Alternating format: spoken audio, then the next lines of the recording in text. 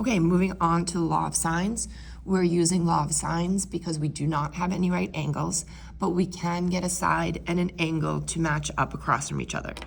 So this 109 is across from the 41.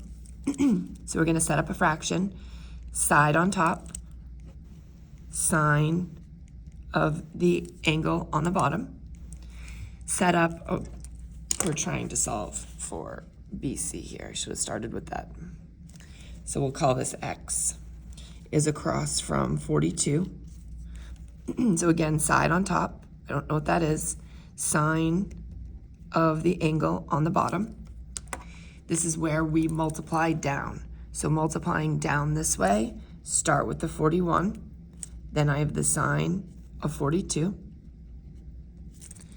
Multiply down this way, x goes first, then I have the sine of 109. My goal is to get this x all alone. This whole big part, sine of 109, that's being multiplied with it and it's in my way. So what I want to do is divide both sides by the sine of 109 so that it goes away. Now, all of this, so these cancel out, so I'm left with just x.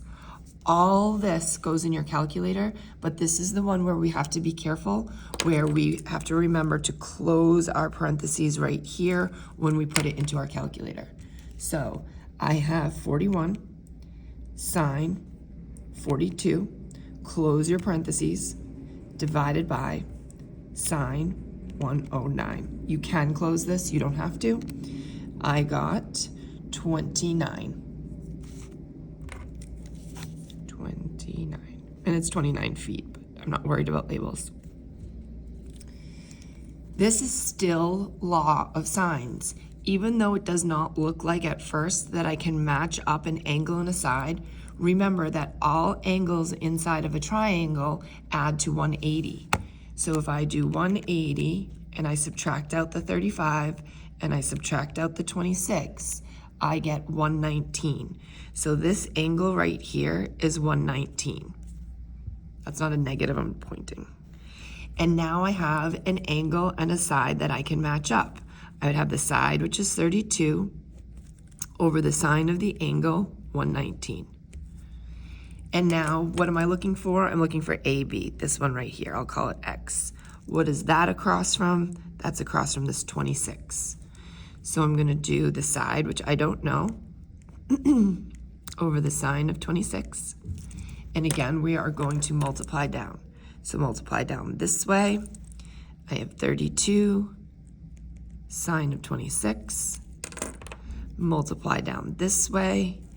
I have x and the sine of 119. I'm looking to get this x alone, so I'm going to divide both sides by the sine of 119. That ends up canceling that out. So I'm left with just x on the side. And all of this, again, just goes into my calculator. Oh, you couldn't see some of that, I'm sorry. There you go. All of it goes into my calculator, 32, sine, 26, close your parentheses, divided by sine, 119. You can close it, you don't have to. And we get 16.03, which would be about 16.